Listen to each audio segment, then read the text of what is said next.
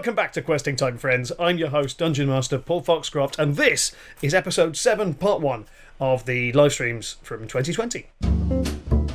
Last session, the players explored the Phoenix Theatre, which they've just taken possession of, were attacked by a bunch of chairs in a basement, and then one of the players almost trapped everyone in the basement forever by misusing a magical item. Great. We also saw that the players have just met Falsworn Cogbottom, a lady who runs a petting zoo for monsters, who has asked the players if they would help in retrieving one of her animals. Let's watch now as the players singularly fail to focus on one task. For like a long time.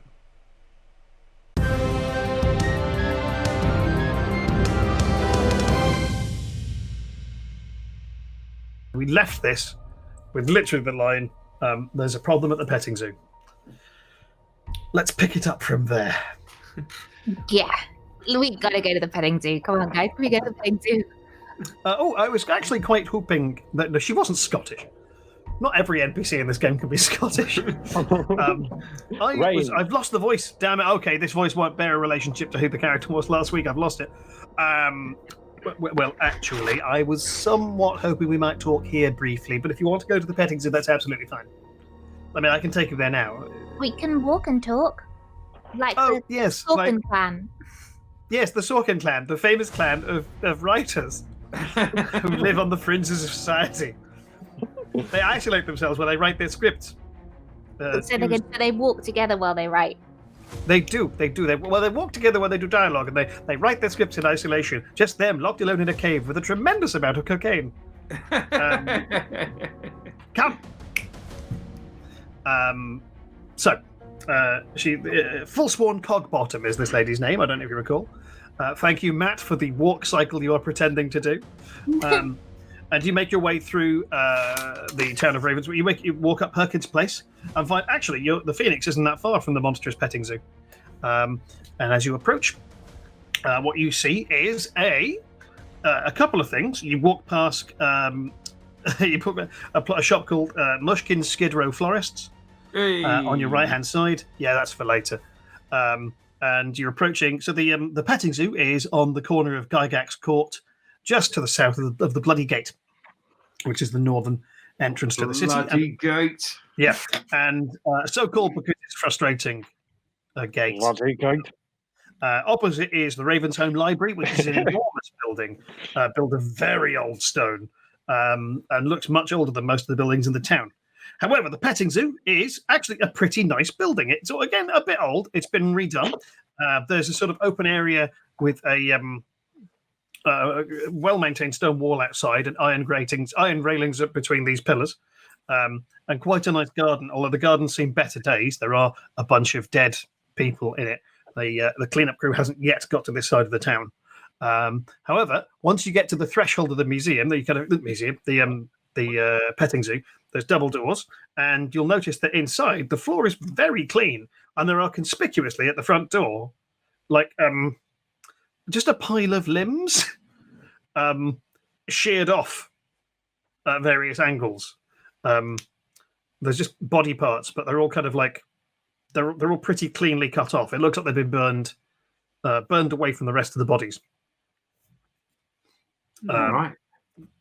Miss Cogbottom progresses in, and the interior of the petting zoo is a large,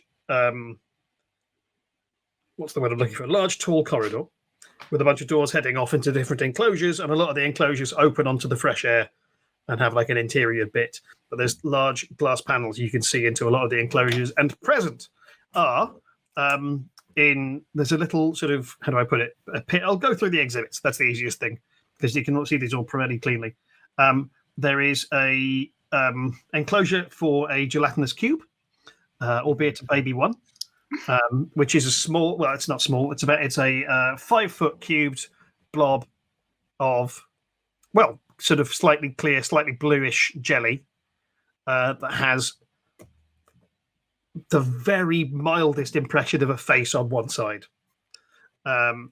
Opposite that, there is, in another one of the enclosures, there's no label on this, but there is a treasure chest, which is tartan.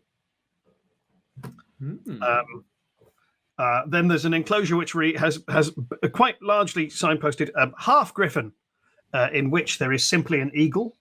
There is an empty pit.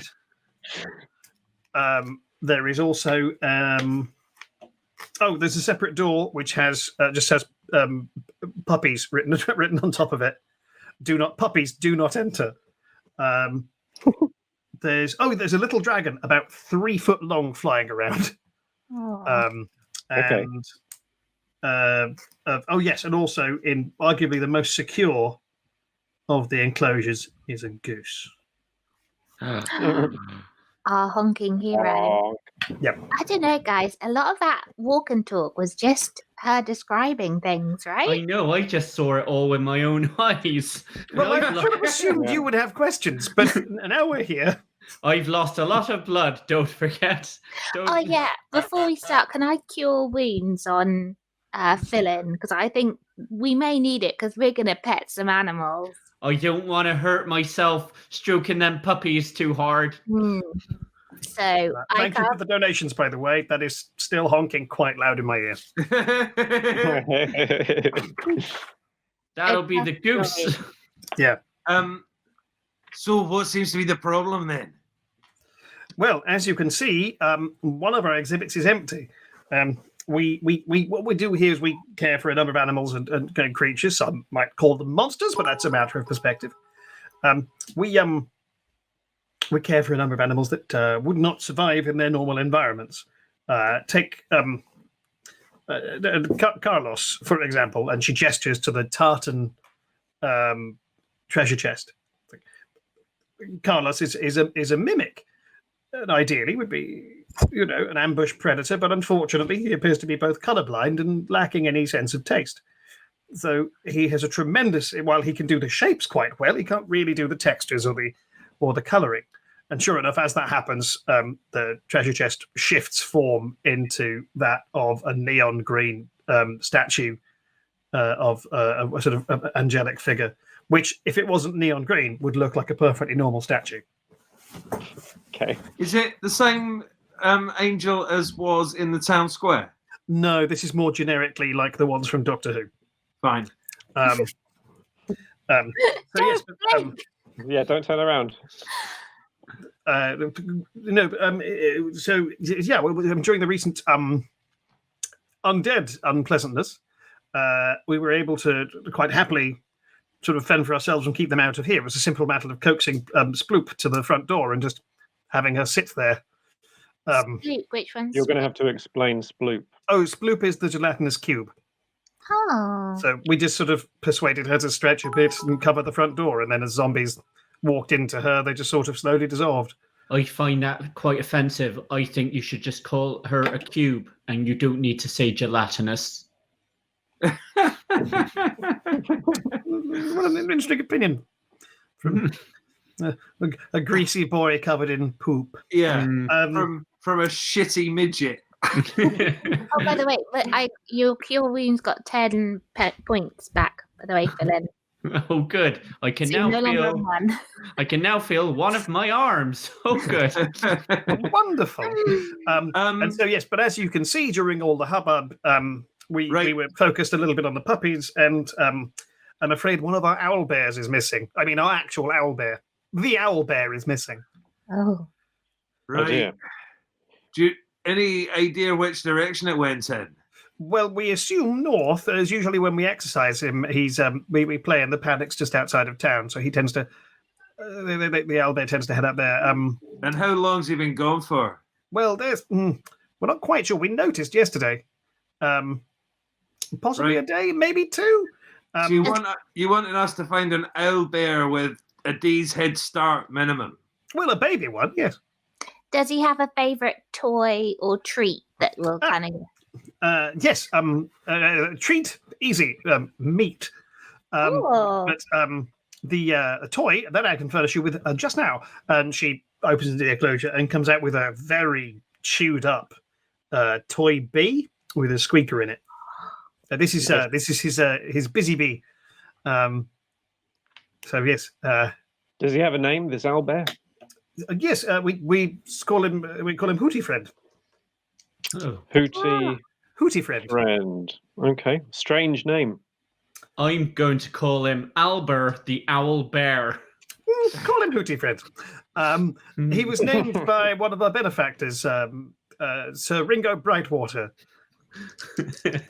All right. And with that, there is a sort of soft popping noise, and a puppy appears in the middle of the room, runs about 10 foot towards the door, and then with another soft popping noise vanishes.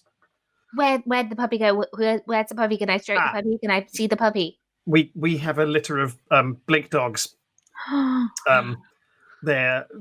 training them. We're trying to make sure they don't just vanish at random. But no, their mother was injured and didn't survive the birth. So we're trying to raise them so they can fend for themselves. With another soft pop, a little puppy appears on a chandelier and just try and catch it. Forlornly barks, and then with another pop, it's vanished again.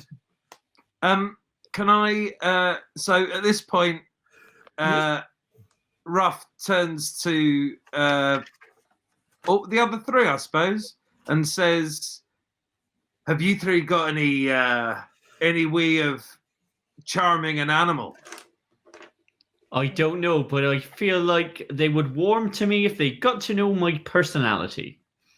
Ruff, you are currently covered in animal fat. Ruff, Yep. Ruff at this point rolls his eyes so hard that he's looking at the inside of his own skull. And then that's his concentrating face.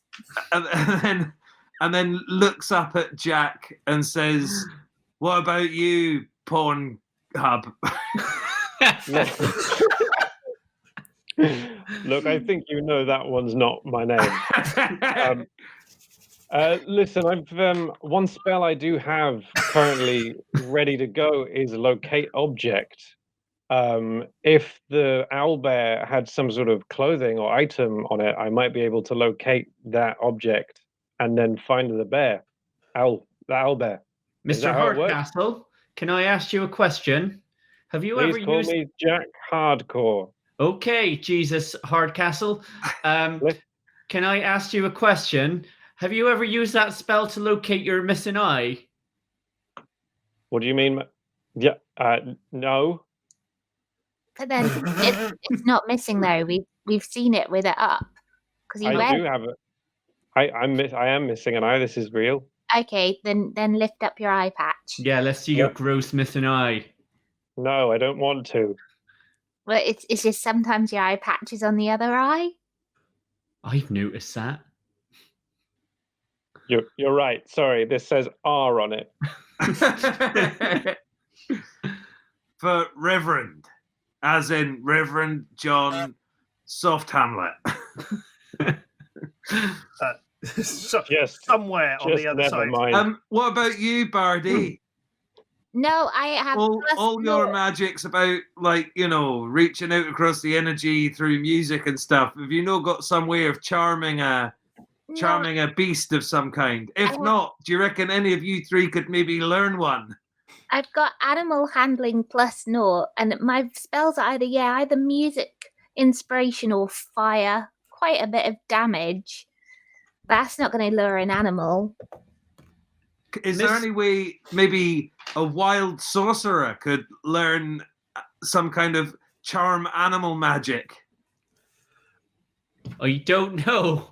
I don't remember school. Not without Matt. You won't get additional spells without leveling up. Damn it, Mrs. Cogbottom. Can I ask you a question? Yes. You can ask me 3.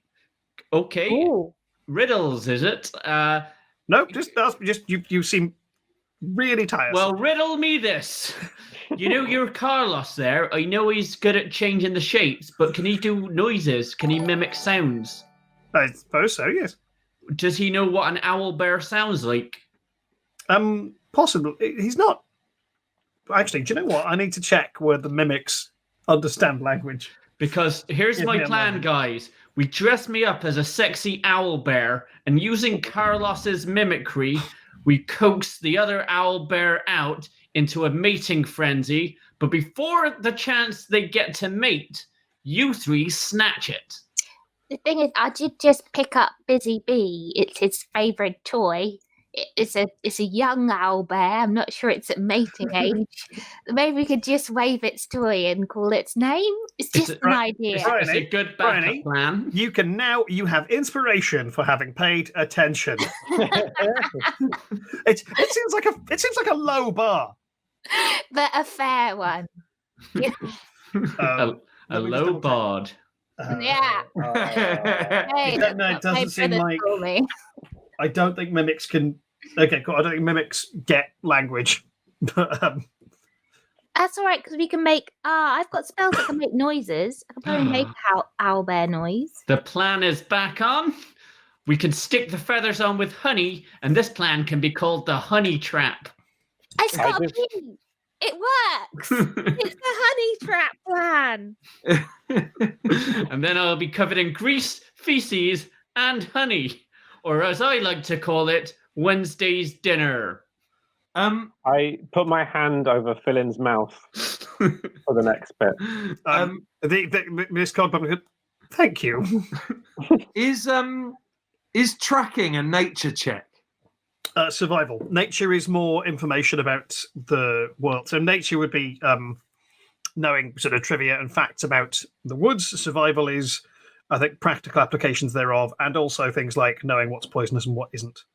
Lovely. Can I see if I can get a read on any tracks, any owlbear tracks nearby? You sure can. I take it. Is everyone? Is anybody wanting to look around? Do anything else in the petting zoo, or are you heading out to the bloody gate? I would like to go into the puppy room. Yeah, me too, please. Right. Okay. The two of you open the unlocked door marked "Please do not enter."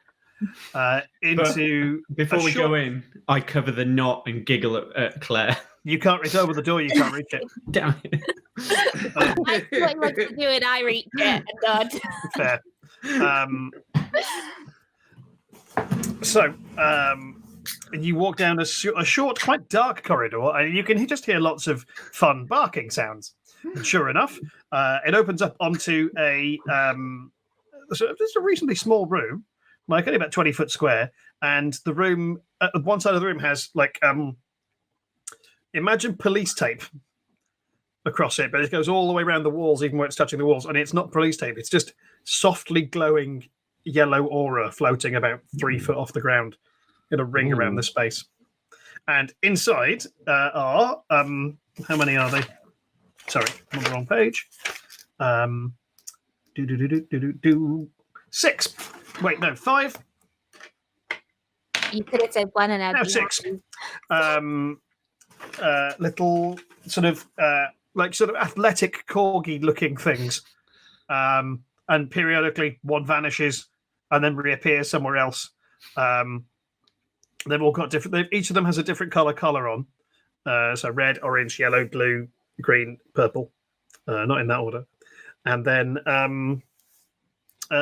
that's these things are in there. They're playing with a couple of. Sort of like, how do you know? I don't know what they're called. Do you know those sort of knotted up ropes you have for dogs? Knotted up rope. Yeah. No, yeah. So there's one like 2 of them are pulling on the rope, and then one of them vanishes, and the other one falls over. It's adorable. Yeah, I instantly pet the start dog. chasing them around, giggling whilst they pop in and out. Oh, Yeah. cool. Well, chasing them around is odd because they keep popping out of existence, but they are mainly staying. They're mainly staying near this sort of pleasantly glowing amber light. Are you stepping into the paddock? 100%, yeah. Because are you making an effort to not break the little halo of light, or are you just walking through it? I'm quite excited. I'm going to try and acrobat over it because I think it'll look cool. Okay, Briony, make an acrobatics check, and Matt, make a wisdom save. Okay. Ooh, Let me just add to it. I got a rough 20. Lovely. Yeah, I have 4. Right, Briony, you're fine. You just backflip forwards into a Forward flip. Meanwhile, old Petey hit points. yeah. Meanwhile, Matt, this is now home. You feel safe and comfortable here, and we're just like you want to return to this space. It is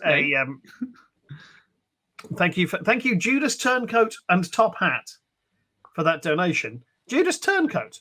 That's a Would character you played in the soap. Yeah, would that be Matt Crouch? Is that Matt? Anyway, if it is Matt, hello, Matt. I hope it is. If it isn't, what a bizarre coincidence. Yeah, Matt, Matt Highton, Phillin is now 100% at home here. Being inside this cordon is like being wrapped up in a little blanket, like you're a fun, cute burrito, keeping all your meats and cheeses warm. Oh, It feels safe and secure. I don't know about you, Claire, but I might just die here. And I just fall back. The puppies are so cute. I agree. Stop at the puppies. I imagine, meanwhile, Hardcore and Rufus just doing serious business. As long as you don't Meanwhile- out of the rights. Meanwhile, we cut to the front. We cut to the front of the. Matt just runs off. We cut to the front of the petting zoo to find like the Reverend Hardcore and the Rough Knight just doing the taxes of this organization. One of those old timey calculators, like cha-ching, like cha-ching. So yeah, Rich and Rufus, what are you two up to while this fuckery is going on? Can I go and investigate? You said there were some burnt off limbs at the front of the petting zoo when we stepped in. Yes. I feel like Jack wants to do some police work on those limbs. Cool. Make an investigation check. Okay, this is bad. 4. You can have advantage on this. It occurs Okay, cool. because you've had clues. Oh my god, my eye. No one is making you wear the eye patch except you and maybe the people watching and them bullying you. But Yeah, exactly. Bullying wins. 17, Paul. Fuck you, eye. 17, lovely. So what you can discern is the limbs all kind of look like they're aside from the ones that have been moved to let people in and out.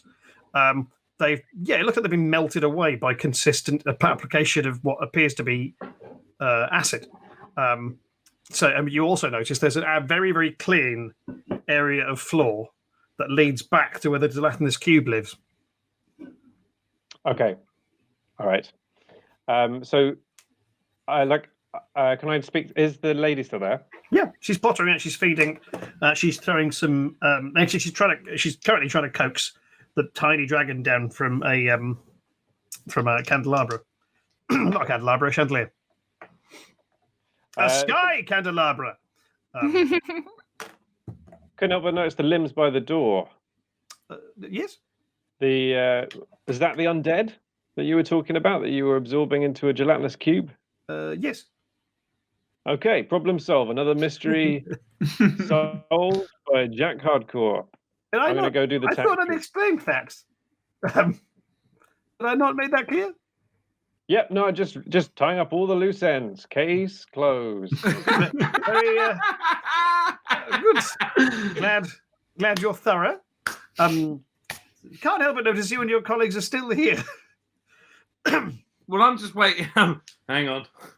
I got out of character there so that I could drink beer. That's all right. Hang on. Well, Rufus, while you're waiting around, for everybody else, yep. You just hear from behind you, the voice going, "Sup?" You turn around. This is just an eagle. Lovely. I barely. I mean, I've clearly registered it's an eagle. Yeah. But I don't do anything. I just go. Yeah. Not much. How's your cell? It's all right. You got any mice? Got any what? Mice. Wait here. Right, I'm gonna go and get him a mouse. We probably saw some rats in the bag. They'll be rotten as fuck. But I'm afraid you tipped out. You tipped your bag of holding. Oh no, it's a separate bag. You've got a separate bag of rats. Yeah, we never got rid of that bag of rats. A separate bag with 4 dead rats in it from the first session. I remember some things, Paul. Yeah. Thank you. Sorry, Jed Birin. Thank you for the whatever that is. A cheer. And thank you. Somebody just donated, but I didn't see who it was. Thank you for the things. I'm bad at this. Yeah, Rufus, you rummage around in a bag. You've got a dead rat. I've got 4 dead rats, maybe. I'm going to give him 2 of them. Cool. Oh, cheers, mate. Listen, Yeah. could you do me a wee favour? I mean, it's limited, my abilities, but yeah. You can fly, can't you? No. Injured Right. wing, mate. Well, He hops down off of the little perch, trots over to the rat, and sort of starts chowing down on some of the rat's flesh. okay. I bend down and I rip the rat in 2. The eagle hops back and cowers a bit because that was visceral. Yeah. But I throw it back on the ground right next to it and I go, there you go. Oh, cheers, mate. Yeah, sorry. If I could fly, I wouldn't be in here. You know. No, fair enough. So it can't be too bad being here though, right? Well, that's all right.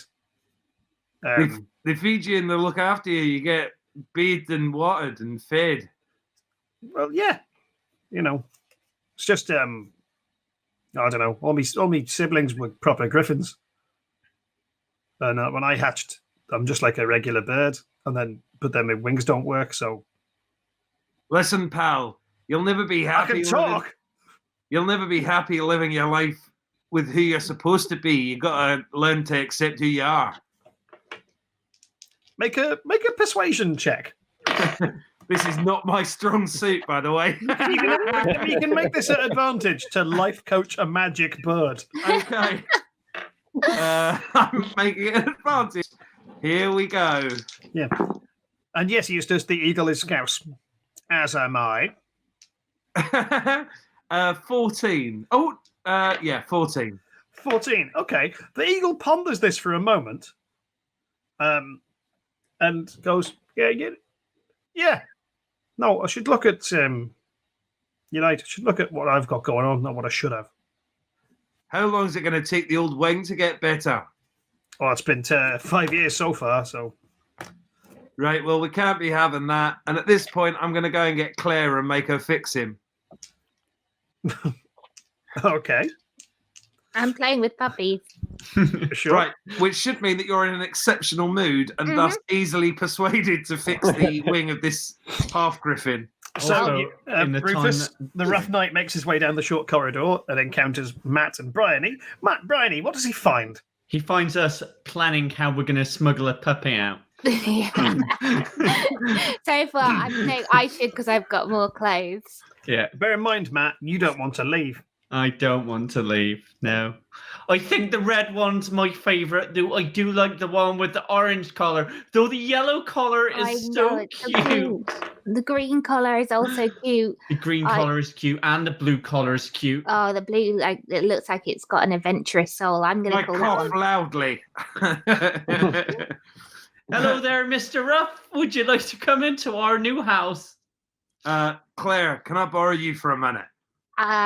Yeah, okay. Come on, we should go find the owlbear. We can come back to the puppies later, Phillin. I don't think I will leave, thank you. I think you guys have a nice day. I am a puppy now, and that's my new job. Phillin, if we want to set ourselves up as like adventurers for hire in this town, we got to actually do the adventure, not just stay playing with puppies. We talked about this. We've had so many adventures and so few puppies so far. And it feels so nice here. It feels like I've got into a nice sleeping bag and it's all warm and someone's in there and they're just whispering, Phillin, you're doing all right, mate. And then he strokes my hair and the puppies climb in and we all tell each other we love each other. I cough loudly again and point at the door. Okay, I grab Phillin and Matt, we go. You can make another wisdom save. Okay. And we go out through the amber lights like 19. Catherine Zeta-Jones in not Entrapment. What's the film where she dodges under lasers? Entrapment. It's the only film she's been in, isn't it? No, she can't. No, Darling Buds of May. Okay. Yeah, remember that sequence in Chicago where she dodges the lasers?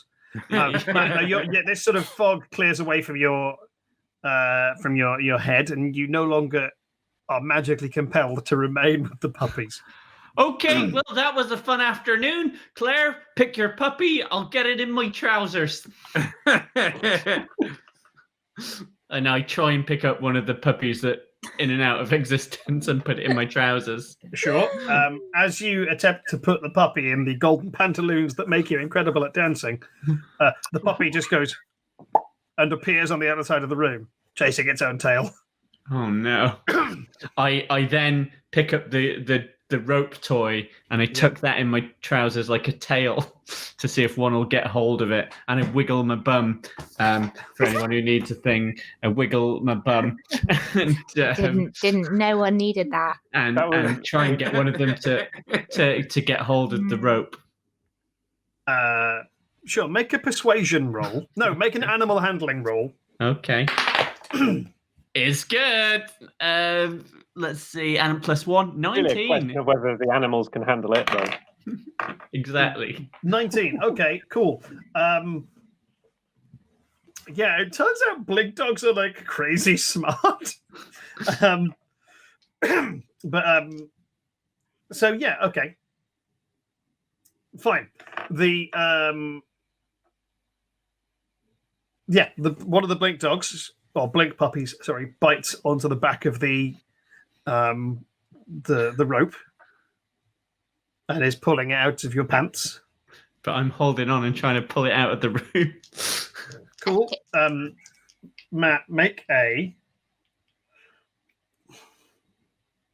Phillin, if you take that dog, we know it is not just for one adventure. It's for all the adventures. You said that about Skulks. Now where is he? Matt, make a I guess make a wisdom saving throw. Let's have a look at the things. 16. 16. Cool. Everything around you vanishes for a second, and you are on the roof of the building with the dog. Oh my god, my dreams come true. Make a dexterity save. No, sorry. Not dexterity. Make a strength check. Not a save, a check. Strength check. It's 6. Cool. 6 plays 15 as the dog whips the rope out of your hands and vanishes. You are now greasy, half naked, and on the roof of a second-story building. And covered in poo. Yes. Well, back to you guys. I'll just sit here and think about my actions and try and find a way down. Okay, and then I just look at Ruff and go, okay, what were you coughing about? Because you know in a second you're going to have to go rescue wherever he is. I just make this noise. Remember last time I was on a roof on my own? That's when I took my trousers off, guys.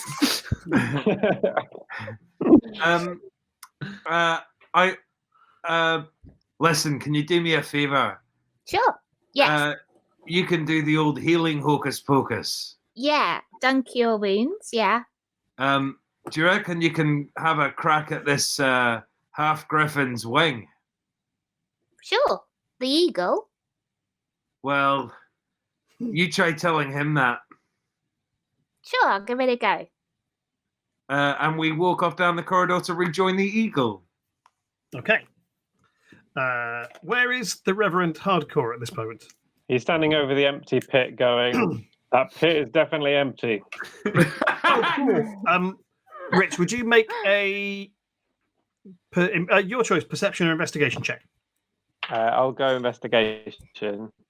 You always roll so well on these. 12. Great. Cool. What you can see here is the lock on the door. The lock on the door to the. So there's like a little pit bit with like just hay and stuff in it, and a rise, and then the sort of viewing gallery thing overlooking that. And there's also a door that you've come through from the main hallway. And there's a little door that leads to the outside enclosure bit, which the lock on that is broken. And as you step out, you can see that it looks like something or someone has hit the wall on the outside a bit hard. It's loosened some of the wall, and there's space beneath where the iron railings would end, and the wall would go, and it's about big enough for you could, if you weren't wearing armor, you could probably squeeze through without hurting yourself. It'd be tricky to get through in armor, but like it's big enough for a person to squeeze out. Okay. And you can see there's claw marks on the stonework. Okay, great. Guys, is that rough? Claire?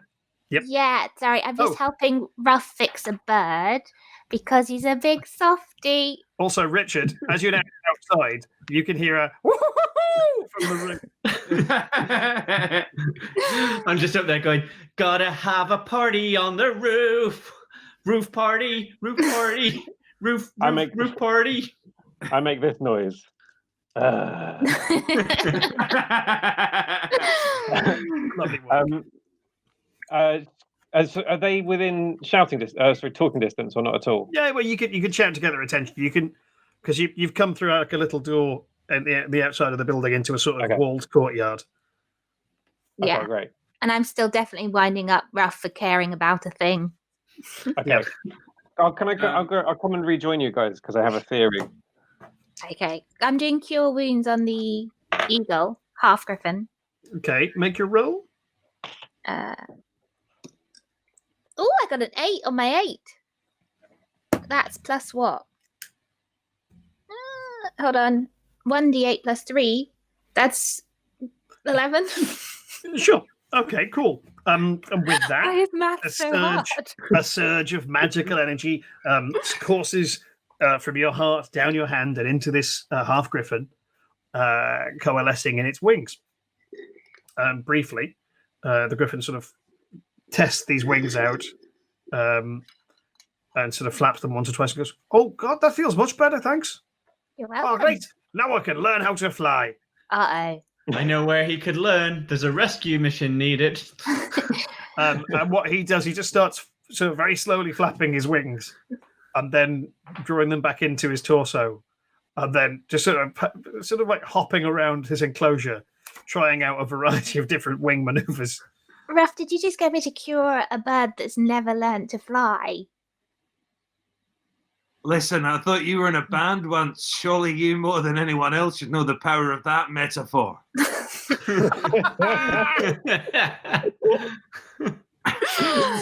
So Fair. take these golden wings and learn to fly again. From the roof, you just hear, fly again.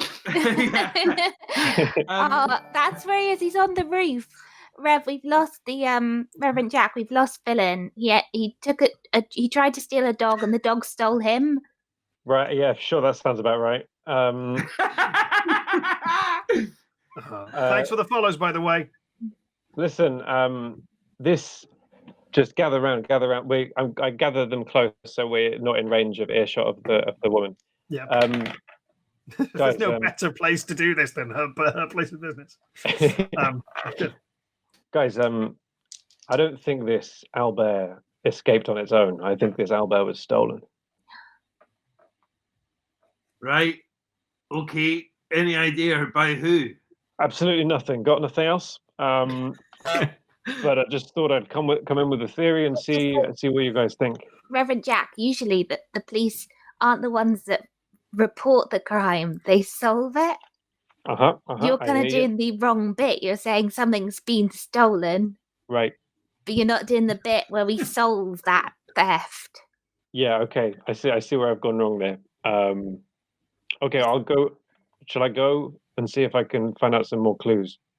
We should try and find the owlbear, and then whoever's stolen it will be with the owlbear. Oh yeah, okay, that makes way more sense. Yeah. Okay, let's do that.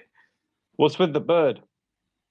Oh, I fixed a bird because Ruff's a big softie and he couldn't bear to see a little bird hurt. No big softy. I just think if something can talk, it should be treated with some basic decency. Yeah, Unless it's also, I'm not a bird. Oh, sorry. Half-griffin? Thank you. Right, nice to meet you. Anyway, it sounds like our wee rarely trousered friend might be upstairs, which gives me an idea. Right, follow me, I say, and I walk up the stairs to the roof. Cool. And I take the bird with me. Okay.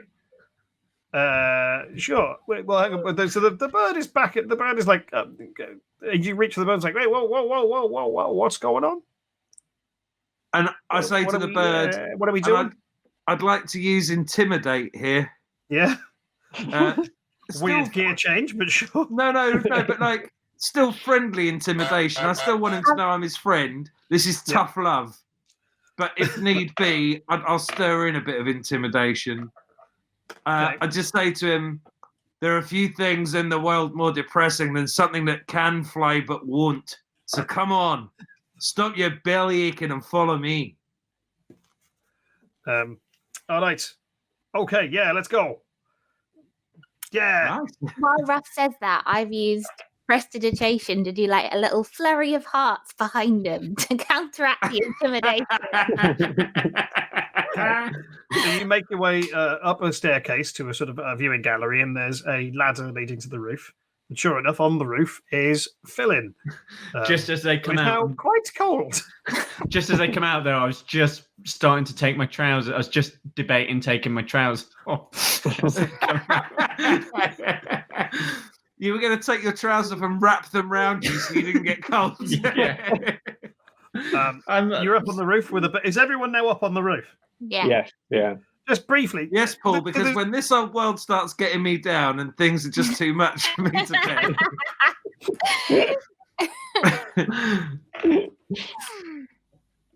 Sorry. Oh, you're right, guys. I was just going to wrap my trousers around me because I was getting a bit chilly. How you been?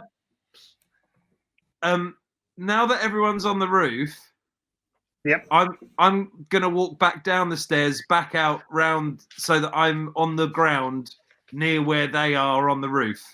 Right. I'm going to use bardic inspiration to try and help the bird fly and say, could you please, no, not bird, half-griffin, could you please take Phillin, because he's only light, he's a halfling, he's barely wearing anything, fly him down to the ground.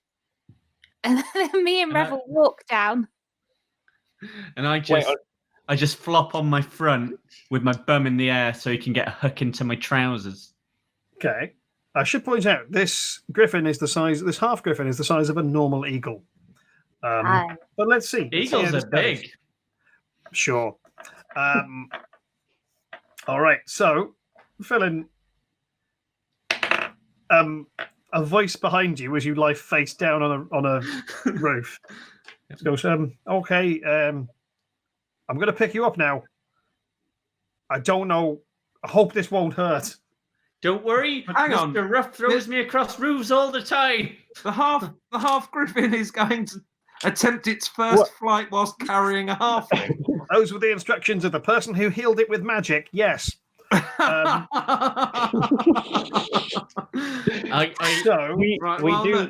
I'm downstairs covered in spikes, prepared to catch. And all I say is, I can't think why Ruff brought us up onto this roof other than this plan. It must be this plan. As I'm walking down the stairs, I take my spikes off. That's going to take about 10 minutes. Okay, well, I just shout up, give me a sec. And now we have to wait 10 minutes. Technical question, Paul, that we probably wouldn't know. Would the gelatinous cube instantly dissolve us if we fell into it? No, but it's not. It would dissolve you over time. Why? I'm just Ruff's walking by. Well, hang on a second, because some stuff is happening. I'm curious. Can I just Richard, what is the Reverend doing? He is wondering why we're not just walking down the stairs that we walked up. Do you know what? If you have a good plan, you've got to say it quicker. But this is just like an intuitive plan that I didn't think needed to be said. And with that, the eagle takes off, carrying Phillin by the buttocks.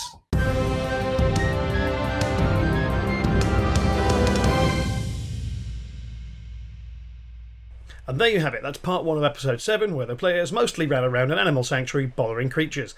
I think we also got a great line from this episode, which checks his notes, is, if you have a good plan, you have to say it quicker, which is maybe the most appropriate questing timeline so far.